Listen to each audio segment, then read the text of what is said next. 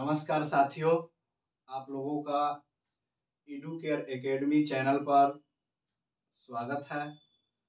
आज हम आप लोगों को इंग्लिश स्पीकिंग वीडियो का सेकेंड वीडियो हम आज कराएंगे, जिसमें बताएंगे कि हम लोग छोटी छोटी वाक्यों में इंग्लिश का कैसे प्रयोग करते हैं और दिन भर में हम लोग जो बोलचाल के भाषा में अपने साधारण लैंग्वेज में जिस सेंटेंस का प्रयोग करते हैं उसको हम लोग अंग्रेजी में कैसे बोल सकते हैं। तो आइए हम लोग देखते हैं अपने स्क्रीन के माध्यम से कि अपने दैनिक जीवन में दिनचर्या की भाषाओं में जो हम लोग सेंटेंस का प्रयोग करते हैं उसको अंग्रेजी भाषा में हम लोग कैसे बोल सकते हैं। तो आइए हम लोग देखते हैं। सबसे पहले हम लोग देखेंगे किसी भी वर्ब का फॉर्म जो होता है हम लोग हमेशा यूज करते रहते हैं।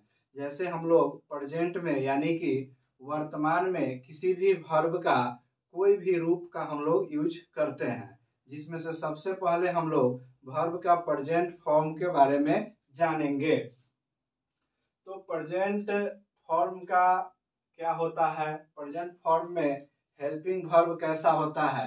हेल्पिंग वर्ब कहने का मतलब है कि जो हम लोग हिंदी में है, हूँ, हो का प्रयोग करते हैं उसी को तो अंग्रेजी में हम लोग हेल्पिंग वर्ब के नाम से जानते हैं। तो प्रेजेंट का हेल्पिंग वर्ब क्या होता है? तो प्रेजेंट का helping verb is, am, are होता है। प्रेजेंट का हेल्पिंग वर्ब क्या होता है? मेरे साथ बोलेंगे आप लोग। प्रेजेंट का हेल्पिंग वर्ब क्या होता है? इज, एम, आर होता है। प्रेजेंट का हेल्पिंग वर्ब क्या होता है? इज, एम, आर होता है। तो इस इज, एम, आर के साथ हम लोग किस सब्जेक्ट का यूज करेंगे और किस ऑब्जेक्ट का यूज करेंगे उसको हम लोग वाक्य के माध्यम से जानेंगे। तो यहाँ पे देखते हैं प्रेजेंट का स्ट्रक्चर। प्रेजेंट का स्ट्रक्चर देखेंगे हम लोग, क्योंकि बिना स्ट्रक्चर के हम लोग कैसे जानेंगे कि कौन सा वाक्य कहाँ पे प्रयोग किया जाता है। तो इसलिए प्रेजेंट का हम लोग स्ट्रक्चर देखेंगे। प्रेजेंट के स्ट्रक्चर में होता है subject plus is, am, are plus object. तो subject plus is, am, are plus object. तो इसी का नेगेटिव फॉर्म होता है subject plus is, am, are plus not plus object. तो यहाँ से इस प्रकार का मेरे सेंटेंस में 6 यानी कि 6 स्ट्रक्चर तैयार होता है, जिसमें पहला है subject plus is, am, are plus object. दूसरा है subject plus is, am, are plus not plus object. तो इसमें आ जाइए अब इंट्रोगेटिव में is, am, are plus subject plus object हो जाएगा। उसके बाद चौथा में is, am, are plus subject plus not plus object. उसके बाद WH वर्ड होता है, जैसे कि क्यों वाला प्रश्न होता है, कहाँ वाला प्रश्न होता है, कैसे वाला प्रश्न होता है, क्या वाला प्रश्न होता है, उसके लिए हम लोग WH वर्ड का प्रयोग करते हैं। तो WH वर्ड में हो गया WH plus is, am, are plus subject plus object. WH plus is, am, are plus subject plus not plus object. अब इसका प्रेजेंट फॉर्म का हम लोग यहीं पे एग्जाम्पल देखेंगे। एग्जाम्पल देखने के बाद क्लियर होगा कि हम लोग जो दैनिक भाषा में अपने मदर टंग लैंग्वेज में जिस सेंटेंस का प्रयोग करते हैं उसको अंग्रेजी में कैसे प्रयोग करेंगे। तो जैसे हम लोग बोलते हैं कि वह मेरा दोस्त है, वह मेरा दोस्त है। तो इसको अंग्रेजी भाषा में हम लोग कैसे बोलेंगे? वह मेरा दोस्त है, यानी he is my friend. He is my friend. यहां से फिर देखेंगे वह मेरा दोस्त है, यानी कि ही इज माई फ्रेंड। उसके बाद हम लोग देखेंगे दूसरा निगेटिव सेंटेंस हम लोग कैसे बोलते हैं। निगेटिव सेंटेंस को देखेंगे राम मेरा भाई नहीं है। राम मेरा भाई नहीं है। तो इसको कैसे हम लोग अंग्रेजी में बोलेंगे? Ram is not my brother. Ram is not my brother. मेरे साथ 2-3 बार बोल लीजिएगा और इस वीडियो को 1-2 बार और आप देख लीजिएगा, इसके बाद आपको अच्छी तरह से समझ में आ जाएगा। क्या वह मेरा भाई है? क्या वह मेरा भाई है? इस चीज को अंग्रेजी में देखना है।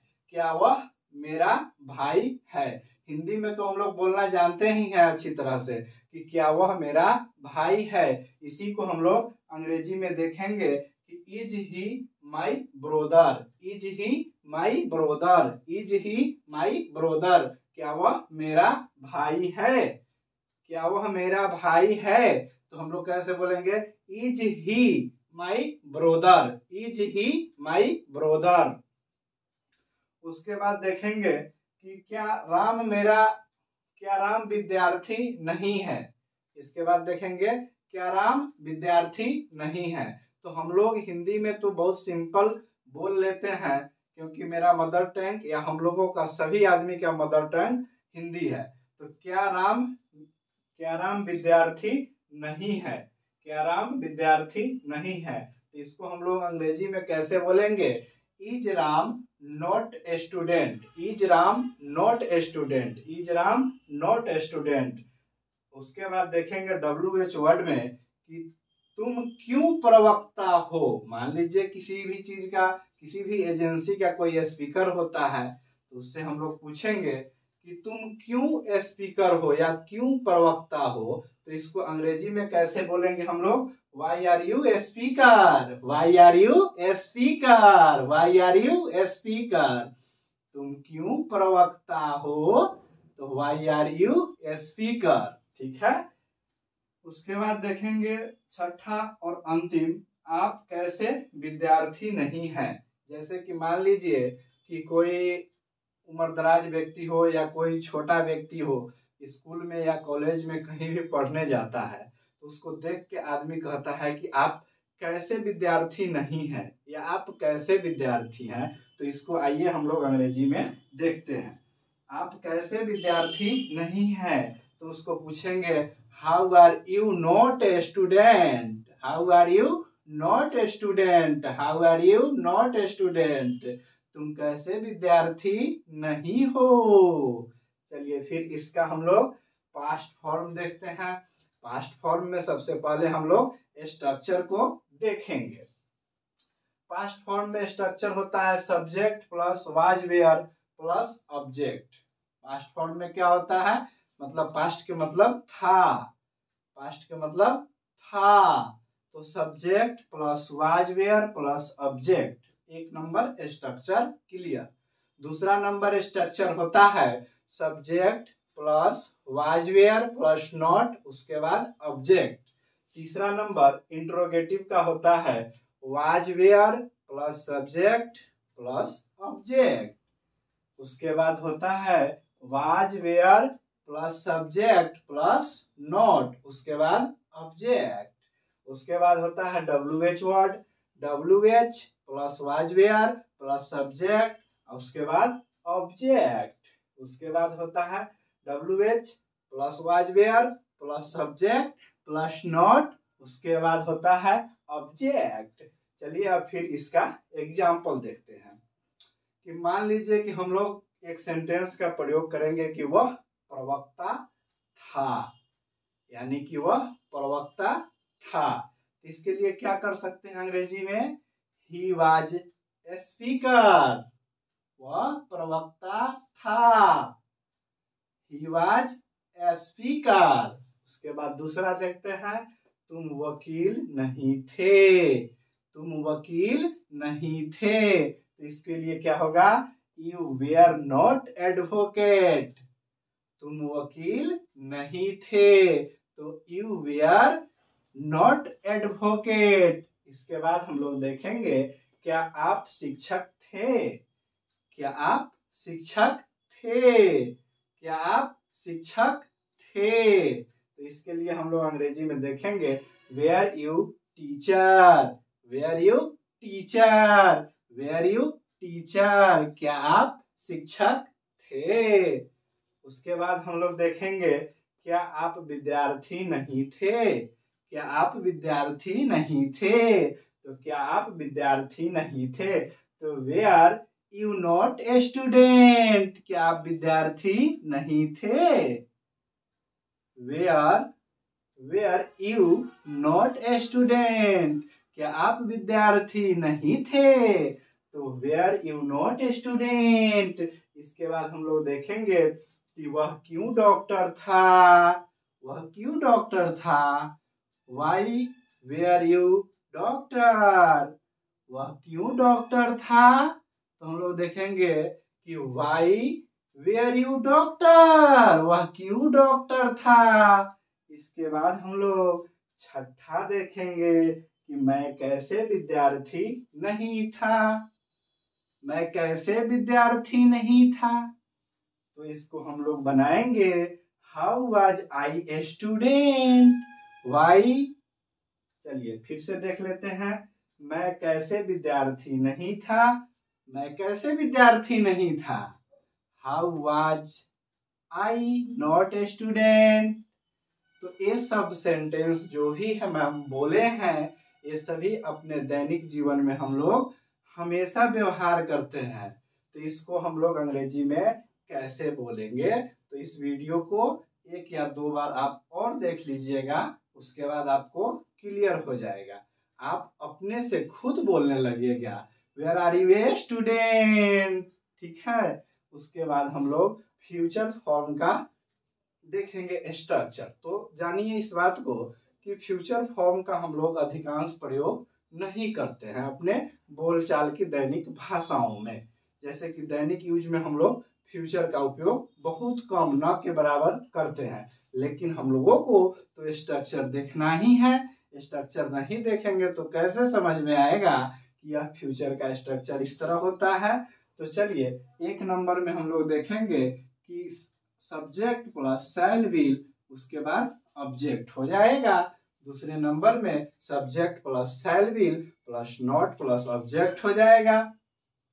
तीसरा नंबर में इंट्रोगेटिव आ जाएगा। तो इंट्रोगेटिव को हम लोग बाहर करेंगे शैल विल को।